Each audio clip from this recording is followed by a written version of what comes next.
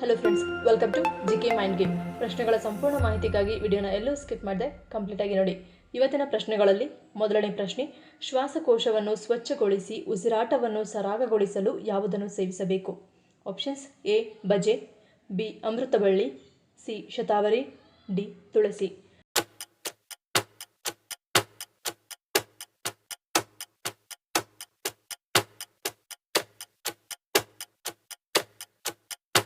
ಸರಿಯಾದ ಉತ್ತರ option D ತುಳಸಿ.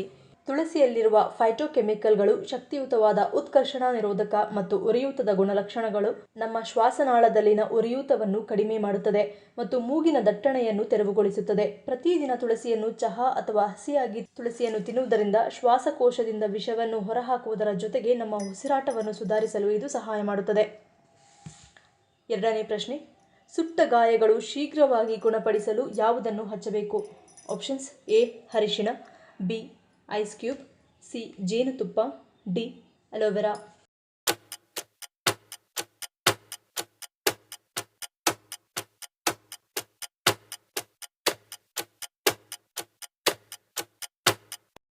ಸರಿಯಾದ ಉತ್ತರ ಆಪ್ಷನ್ ಸಿ ಜೇನುತುಪ್ಪ. ಜೇನು ಅತ್ಯುತ್ತಮ ಗುಣಪಡಿಸುವ ಗುಣಗಳನ್ನು ಹೊಂದಿದ್ದು ಸುಟ್ಟ ಗಾಯಕ್ಕೂ ಅತ್ಯುತ್ತಮವಾದ ಫಲವನ್ನು ನೀಡುತ್ತದೆ ಎಂದು ಹೇಳಲಾಗುತ್ತದೆ. ಸುಟ್ಟ ಗಾಯಗಳಿಗೆ ಜೇನು ತಂಪು ನೀಡುವ ಜೊತೆಗೆ ಇದರ ಉರಿಯೂತ ನಿವಾರಕ ಗುಣ, ಶಿಲೀಂಧ್ರ ನಿವಾರಕ ಗುಣ ಮತ್ತು ಬ್ಯಾಕ್ಟೀರಿಯಾ ನಿವಾರಕ ಗುಣಗಳು ಶೀಘ್ರವಾಗಿ ಗಾಯ ಮಾಯವಾಗಲು ಮತ್ತು ಹೊಸ ಚರ್ಮ ಬೆಳೆಯಲು ನೆರವಾಗುತ್ತದೆ. ಮೂರನೇ ಪ್ರಶ್ನೆ, ಯಾವ ಮುಸ್ಲಿಂ ದೇಶದ ನೋಟಿನಲ್ಲಿ ಗಣಪತಿಯ ಚಿತ್ರವಿದೆ? Options: A Jordan, B Albania, C Indonesia, D Morocco.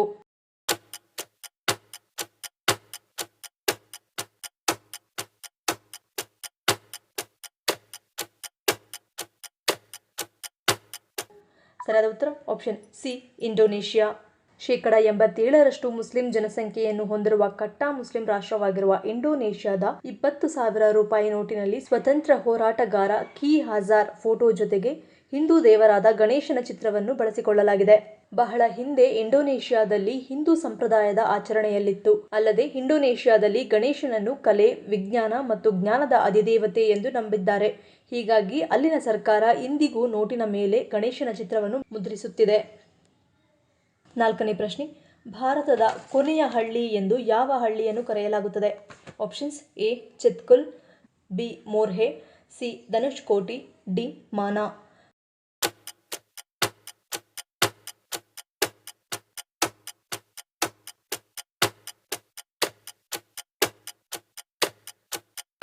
ಸರಿಯಾದ ಉತ್ತರ ಆಪ್ಷನ್ ಡಿ ಮಾನಾ.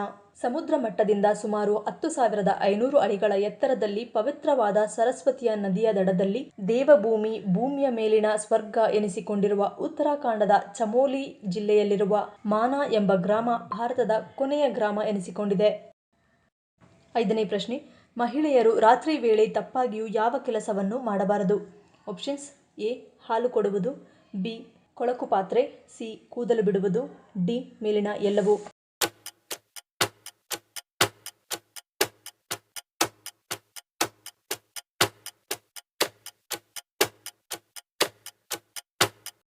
ಸರಿಯಾದ ಉತ್ತರ ಆಪ್ಷನ್ ಡಿ ಮೇಲಿನ ಎಲ್ಲವೂ.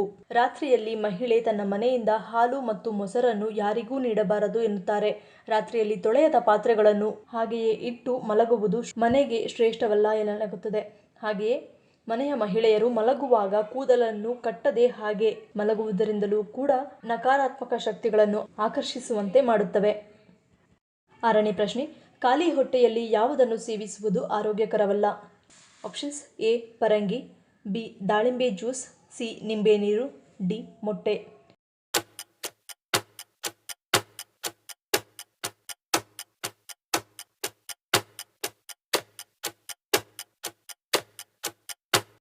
ಸರಿಯಾದ ಉತ್ತರ ಆಪ್ಷನ್ ಸಿ ನಿಂಬೆ ನೀರು.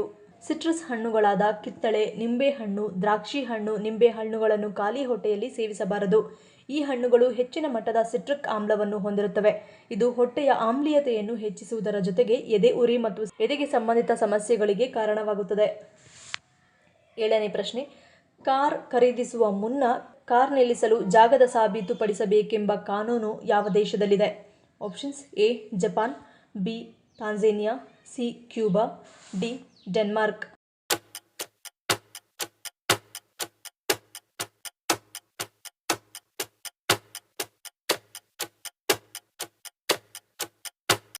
ಸರಿಯಾದ ಉತ್ತರ ಆಪ್ಷನ್ ಎ ಜಪಾನ್.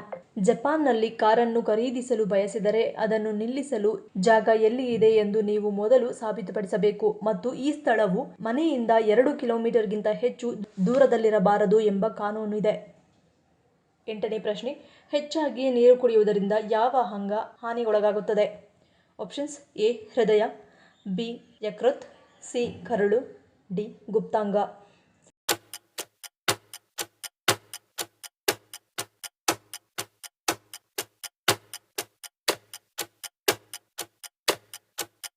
ಸರಿಯಾದ ಉತ್ತರ ಆಪ್ಷನ್ ಎ ಮತ್ತು ಬಿ.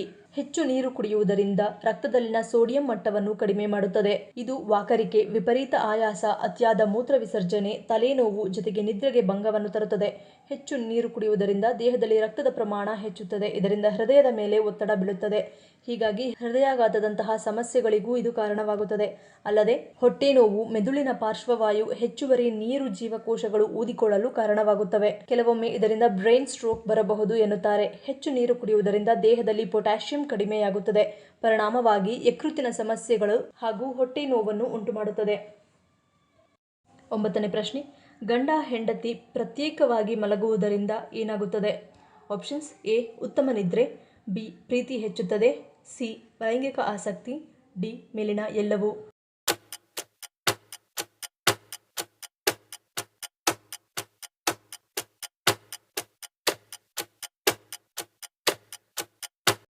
ಸರಿಯಾದ ಉತ್ತರ ಆಪ್ಷನ್ ಡಿ ಮೇಲಿನ ಎಲ್ಲವೂ. ದಂಪತಿಗಳು ಕೆಲವೊಮ್ಮೆ ಪ್ರತ್ಯೇಕವಾಗಿ ಮಲಗಲು ಪ್ರಯತ್ನಿಸುವುದರಿಂದ ಸ್ವಲ್ಪ ಸಮಯದ ಅಂತರವು ಸಂಬಂಧವನ್ನು ಹೆಚ್ಚು ಉತ್ತಮಗೊಳಿಸುತ್ತದೆ.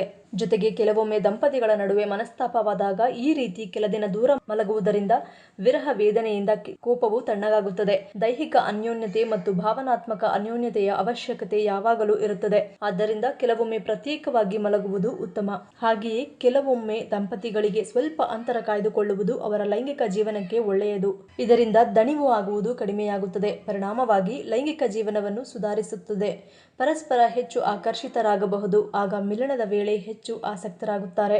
ಇದು ಅವರ ದಾಂಪತ್ಯವನ್ನು ಮತ್ತಷ್ಟು ಬಲಪಡಿಸುವುದರ ಜೊತೆಗೆ ಮತ್ತಷ್ಟು ಪ್ರೀತಿಯನ್ನು ಹೆಚ್ಚಿಸುತ್ತದೆ ಎಂದು ಹೇಳಲಾಗುತ್ತದೆ. 10ನೇ ಪ್ರಶ್ನೆ, ಸಕ್ಕರೆ ನಮ್ಮ ದೇಹದ ಮೇಲೆ ಯಾವ ರೀತಿಯ ಪರಿಣಾಮವನ್ನು ಬೀರುತ್ತದೆ? ಆಪ್ಷನ್ಸ್ ಎ ದೃಷ್ಟಿಮಂದತೆ, ಬಿ ವೃದ್ಧಾಪ್ಯ, ಸಿ ಬಿಪಿ, ಡಿ ಮೇಲಿನ ಎಲ್ಲವೂ.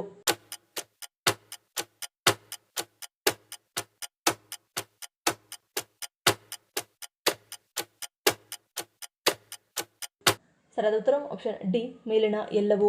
ಸಕ್ಕರೆಯನ್ನು ಶುದ್ಧೀಕರಿಸುವಾಗ ಸುಮಾರು 64 ಅನ್ನ ಘಟಕಗಳು ನಾಶವಾಗುತ್ತವೆ.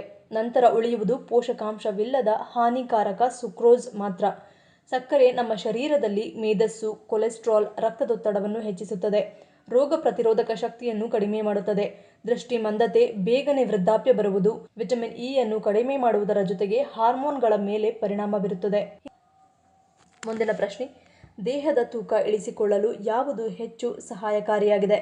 ಆಪ್ಷನ್ಸ್ ಎ ಪಿಸ್ತಾ, ಬಿ ಹಾಲು, ಸಿ ಮೊಟ್ಟೆ, ಡಿ ಸೇಬು.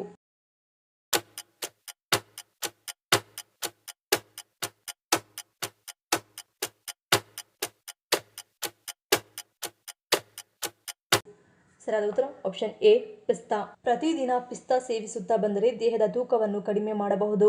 ಪಿಸ್ತಾದಲ್ಲಿ ಫೈಬರ್ ಮತ್ತು ಪ್ರೋಟೀನ್ ಅಂಶ ಇದ್ದು ಇದು ನಮ್ಮನ್ನು ದೀರ್ಘ ಸಮಯದವರೆಗೆ ಹಸಿವಾಗದಂತೆ ಕಾಪಾಡುತ್ತದೆ ಮತ್ತು ಕಡಿಮೆ ತಿನ್ನುವಂತೆ ಪ್ರೇರೇಪಿಸುತ್ತದೆ. ಈ ಪ್ರಶ್ನೆಗಳಲ್ಲಿ ನೀವು ಎಷ್ಟು ಪ್ರಶ್ನೆಗಳಿಗೆ ಸರಿ ಉತ್ತರವನ್ನು ಕೊಟ್ಟರೆ ಅನ್ನೋದನ್ನು ಕಮೆಂಟ್ ಮಾಡಿ ತಿಳಿಸಿ. ಈ ವಿಡಿಯೋ ನಿಮಗೆ ಇಷ್ಟ ಆಗಿದ್ರೆ ಮರಿದೇ ಲೈಕ್ ಮಾಡಿ, ಶೇರ್ ಮಾಡಿ, ಸಬ್ಸ್ಕ್ರೈಬ್ ಮಾಡಿ. ನನ್ನ ಚಾನಲ್ನ ಇನ್ನೂ ಸಬ್ಸ್ಕ್ರೈಬ್ ಮಾಡಿದೆ ಹಾಗೆ ವಿಡಿಯೋಸ್ ನೋಡಿದರೆ ಪ್ಲೀಸ್ ಸಬ್ಸ್ಕ್ರೈಬ್ ಮಾಡಿ, ಸಪೋರ್ಟ್ ಮಾಡಿ. ಮತ್ತೊಂದು ಇಂಟ್ರೆಸ್ಟಿಂಗ್ ವಿಡಿಯೋದೊಂದಿಗೆ ಸಿಗ್ತೀನಿ. Until love you all, take care.